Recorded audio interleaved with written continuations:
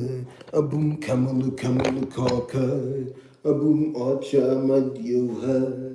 A boom ocho kikeka. A boom kamalu kamalu kaka. A boom kamalu na okaya. A boom kamalu amadioha. Amadioha. Amadioha.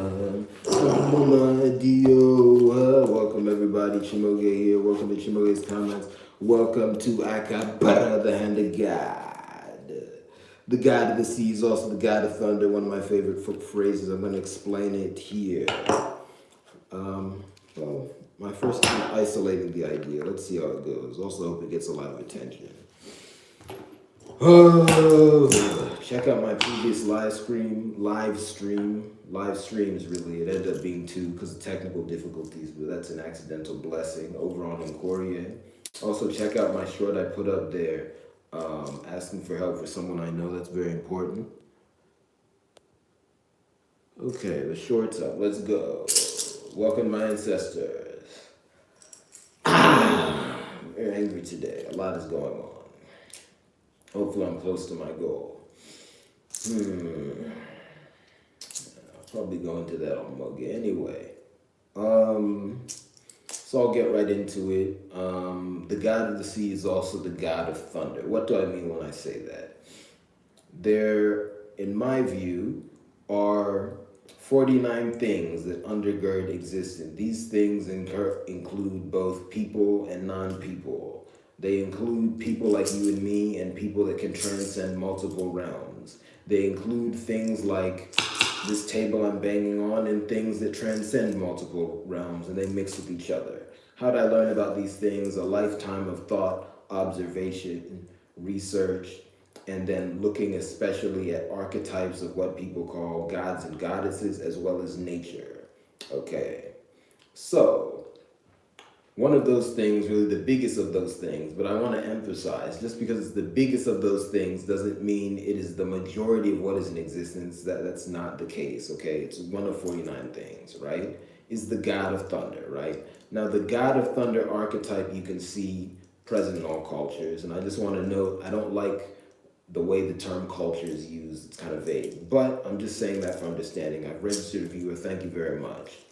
You also have the God of the sea archetype or sea god archetype.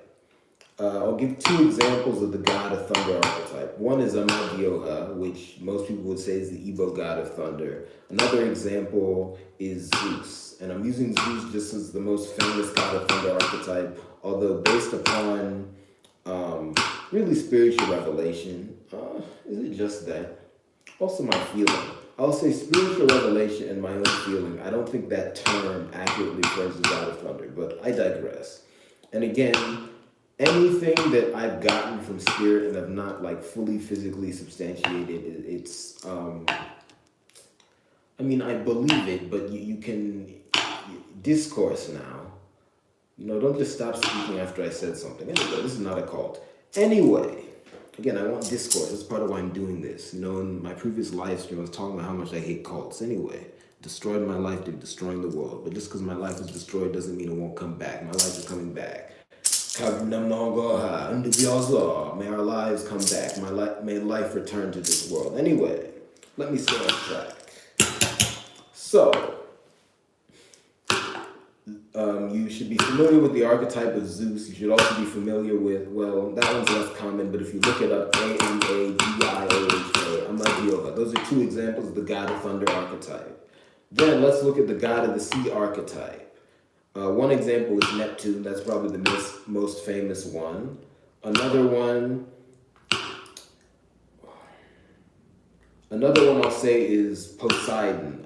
Even though those are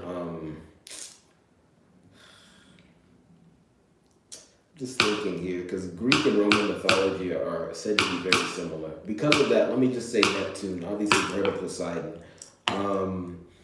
A second god of the sea archetype, I would look at,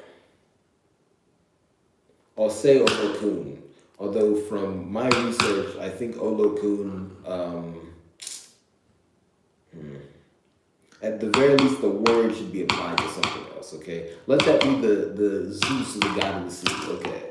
Anyway, I hope you're familiar with those vague archetypes. If not, you can look them up.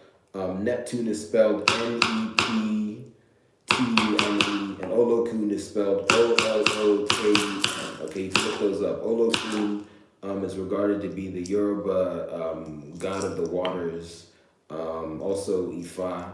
But again, those are kind of the areas they're said to be in. Neptune is Roman.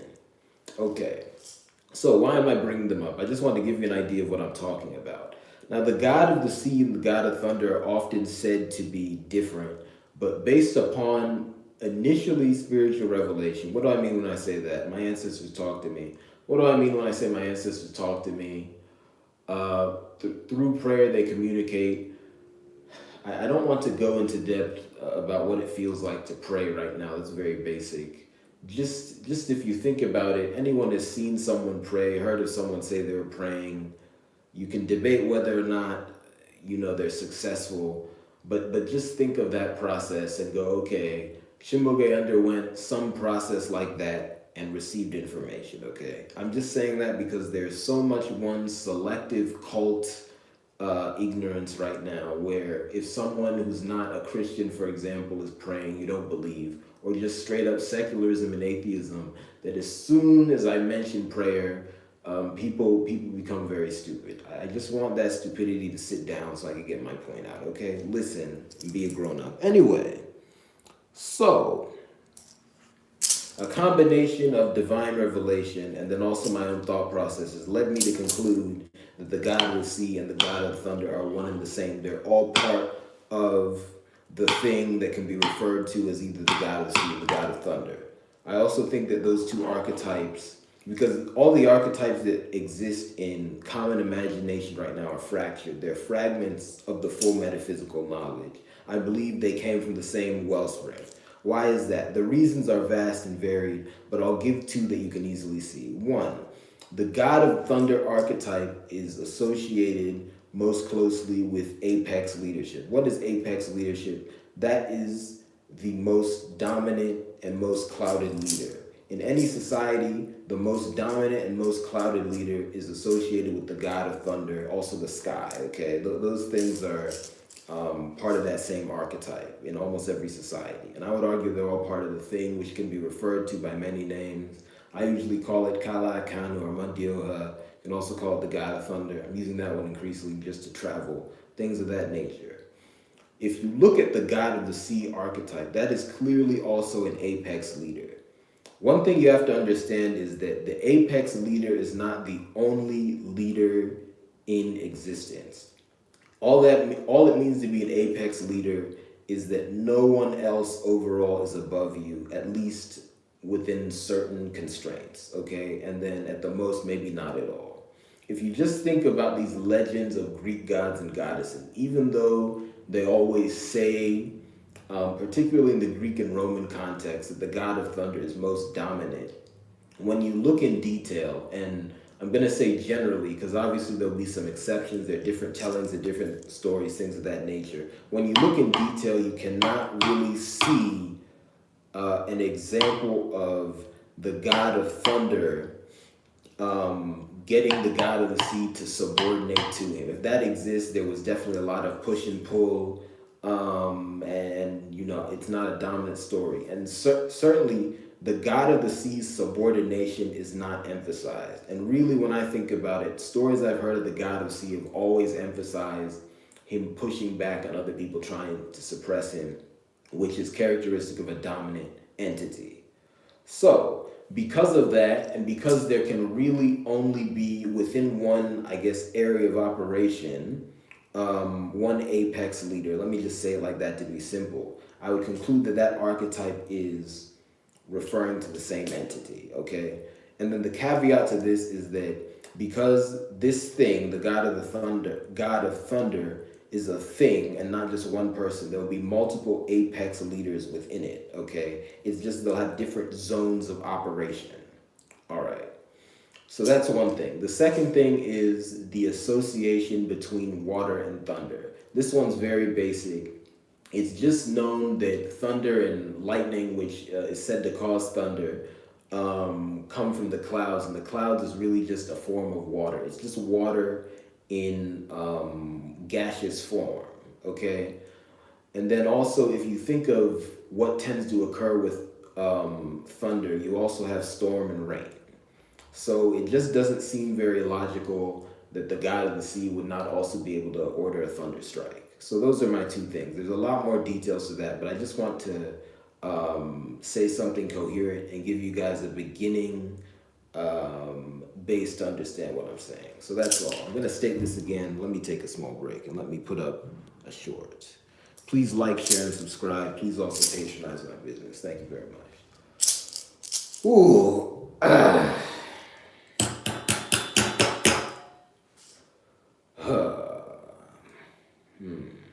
I also want to add one thing.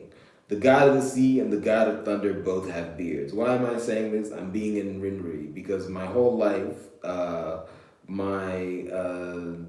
individuals who were supposed to raise me, they didn't. They just produced me. I raised myself. Emphasize hairlessness. Hairlessness is not healthy. It's not healthy to shave off all your hair. If you're meant to grow a beard, it's especially not healthy to get rid of your beard. If you're meant to have a beard, and you should very easily know if you're meant to have a beard, please grow it out. Don't be hairless. Quincy is hairless. Don't be like the god of war, hairless fool running around, starting fights. Grow out your beard like Neptune and Jupiter. Anyway. And also just think of it on a basic level. There's no evidence that the cosmetic practice of cutting off your hair has any health benefits. That's just a test of strength, cultural practice. It's gone everywhere to get largely men to waste our time. So yeah, and then destroy health. Anyway.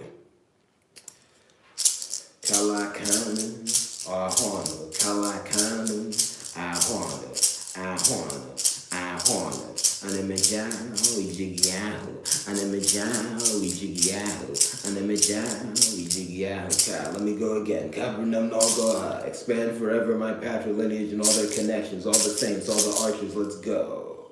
The god of the sea is also the god of thunder. What do I mean by that? There are 49 things that undergird all of existence. These things include non-people and people. People like you and me, and people that transcend multiple realms. Things like this table I just hit, things like this maraca I'm holding, and also things that transcend all realms. One of these things, the apex leader, can be referred to as both the god of the sea and the god of thunder.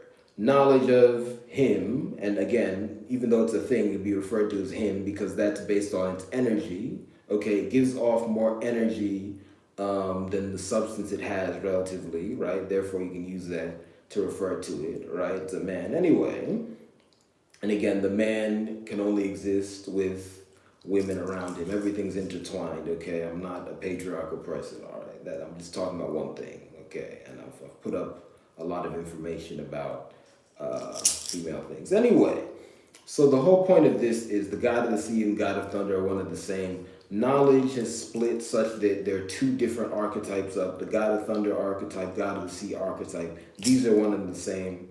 There's a lot of evidence of this. I came to this through divine revelation, but I also thought about it and concluded there's a lot of physical evidence for this, and it resonates with me emotionally. Let me give two main pieces of evidence. One, the god of the thunder archetype is primarily focused upon the god of thunder being an apex leader, but when you examine the god of the sea archetype in detail, the god of the sea is also clearly an apex leader. Therefore, they must be part of the same archetype. That's one. Evidence two, the association between thunder and water. Thunder is known to be produced by a process that heavily involves water. It comes from the clouds, which is just water in gaseous form. And then when you look at thunderstorms, how they often occur, really basically always occur in tandem with upheaval of water. And, thunder is happening on the seashore, the water's going crazy, the ocean's going crazy. Anyway, that's my evidence. Thank you very much. I hope this is at least food for thought. I hope it informed you. Let me give out a bonus piece of information. The wife is the hand of God, a better mercy to help you. I will say, play sports. Play sports, they're good for your health. And let's all fix the sports world. Thank you very much. My name is Chimoge. Please patronize my business. You can buy my art. You can buy my merchandise. Links to those are in the About section. You can also subscribe on Patreon, and you can donate. You can donate on PayPal, Venmo, and Cash App. PayPal, Venmo, and Cash App. This is my business. Self-employment is employment. Let's go. Thank you very much.